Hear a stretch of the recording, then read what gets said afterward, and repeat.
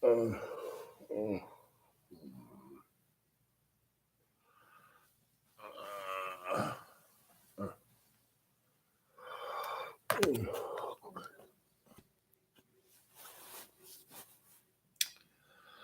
uh, Morning, everybody. This is your Sensei Al Bob, and this is your Dreamy Dreamland with Sensei Al Bob show on YouTube. And I'm out of the deep green, and I'm sleeping in a beautiful bed. I'm on my way from the deep green to the hill and the school to go visit John. I have some surgeries to have done in the next few days. So John is always the gracious host that he is. But I wanted to luxuriate with a few last pennies I had. As I keep saying, I live like a millionaire. I have $300 a week. I have a friend who has a hotel. And he's a really nice guy. He lets me stay here for pennies on what he could have charged somebody else. And so I had, and it has a jacuzzi. And what time is it now? Well, I'll just do a little bit of a chat. And I'm putting up a few things that I did out in the deep green. But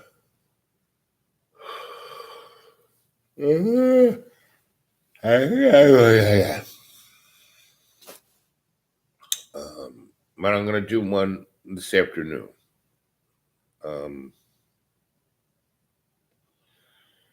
Well, let's say, yes. Let's see, it's 8-ish. What time is it now? 8:10. Oh, so, what do we say? 11:30. 11:30. I'll have a nice long one. But I had a very strange dream. I wanted to kind of get it out of my head and throw it out to you guys and see what it has to be. Have you read any Buddhist theology, gang? One of the interesting motifs is, Buddha and Buddhism is, you're supposed to blank out your mind of the squirrel in your head, right? And you're supposed to, be transcendental, so you can, use the vehicle in the most amazing of ways, right? And there's a story about how Buddha wakes up and his students come in. Buddha, are you? How'd you sleep? How you doing? Like if you were to come in this room right now and I'd be in bed. And he said, I had the most amazing dream about miracles, and so you're yawning and scratching and waking up. So his students went out and got him a bowl of cold water and a pot of hot tea, so he could, wake up and tell them about the dream. And he sees them do this, and they're more concerned or focused on his needs, Buddha's needs, than their like excitement about knowing what the magic dream was supposed to be about. And it's very similar to you guys. always wanting to hear a story, the old clone story or some old story, right? That you saw on a John's thing, and or want to have that experience of like when I would dress up as a shaman and do ceremony, burn sage and such. And my experience of the last few weeks have been these amazingly miraculous situation of being out in the deep green. Again, I've seen spring come 5 different times this season, right? You know, at the school, the beauty of the school is, we're way on top of a mountain. We're like 15, 1,800 feet above the valley. So the valley becomes, spring, flowers, leaves out. And then if you go up, behind top of the valley and you go up the road towards the school, there are 3 levels. There's a level when you turn off near the farm and start to go up. That's another time where, when the valley's being all, budded out, that still doesn't have any buds, no green. When the valley's all greening out, the farm is still, not there yet. And then if you go up the hill halfway, um, it again, it's not even budding.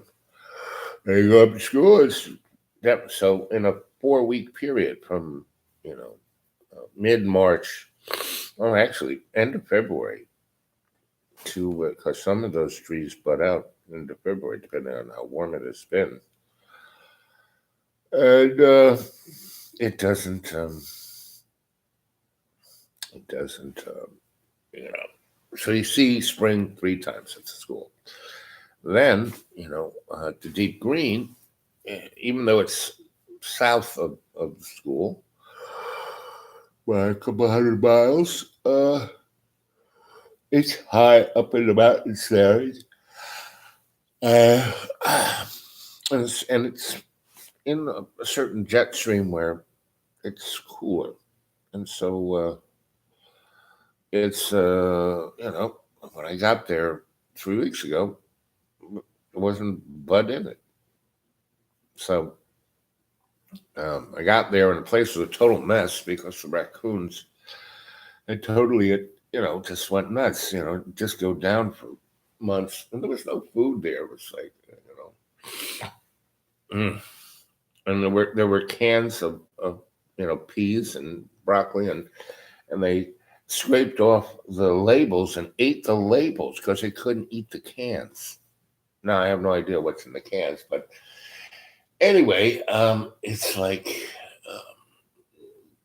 I got there and I had left in mid-October because it got really cold, and I said, "Oh, I'll come back and do a better job at buttoning things up," and I didn't go back, and so my garden hoses cracked and a few other things made it difficult to move water around the space, so my toilet didn't work, and one of my little teeny refrigerators doesn't seem to work anymore, so I couldn't have as much food there, and I can't.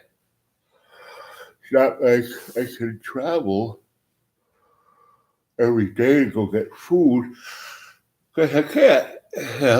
Closest food to buy that's not crap is 25 miles away.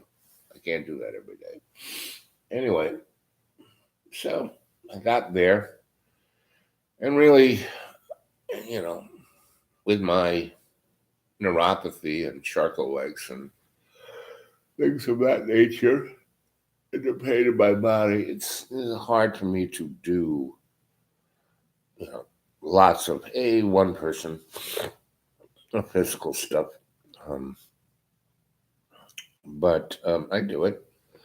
And it's a little dangerous to go up on ladders and things out in the middle of the forest, but if I fell I mean, that's one of the real deals is that there's nobody around.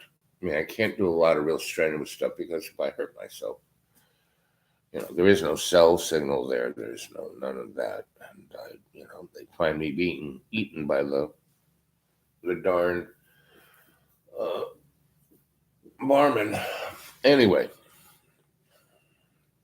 so I have to take everything in a very kind of slow and, and not get all bent out of shape about anything. It's a place of patience, total patience.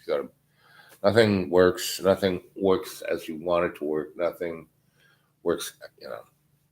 You have to be slow and steady.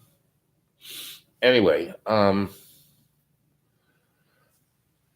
then I started to have visitors from the cadre. I had 3 different groups. One guy from Billy from the coast, and 2 groups who watched from Asheville, and they figured out how to find me and found me. And so, I mean, this one group I had met earlier at App and invited them and kind of explained them where it was, and they told this other group, so that's kind of how they found me. Anyway, so what was amazing was that just in a week, I got acclimated to not being part of the hustle bustle, I got to do something kind of world, right? And it was interesting because when the people came to visit, they expected me to be telling them a story about the old crone, or um, you know, be the sensei, dressed up as a shaman. Nah, I was taking my, the same clothes I've been wearing for the last 5 months. And when they would talk about their, material world of problems that really aren't problems, I would be jocular, kind of like a truck driver. And I was just kind of reflecting. That's kind of what I do when I first meet people. I put up on their imaginary screen who they are, what the world sees them as. That's not who they are. And, and so they're confronted by themselves. And that one person came and went without any comment. Anyway, so and they came and went very quickly. Nobody even slept there at night. That was very, very strange, because they were uncomfortable. Oh, you're out there, you're in the woods. That's, well, what do you think the deep green is? There's poison ivy and animals. So, look at all this mess. Oh, why don't you clean it up before we came? I said, why don't you help me clean it up? Oh, we can't do that. Can't help you.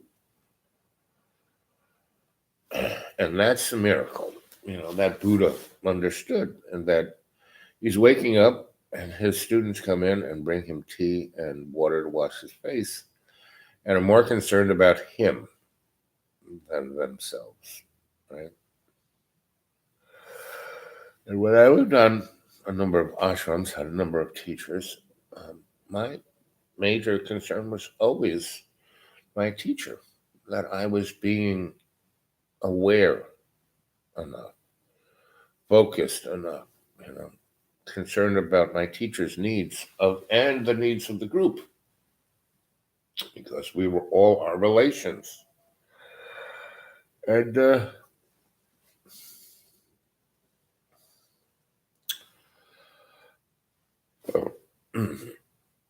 so that's what I'm going to talk about at 11:30. Okay.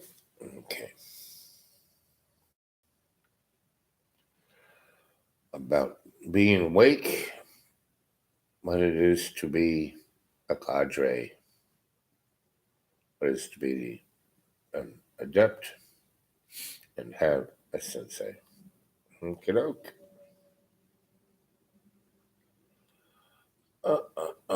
Because I'm not doing my job unless I do that.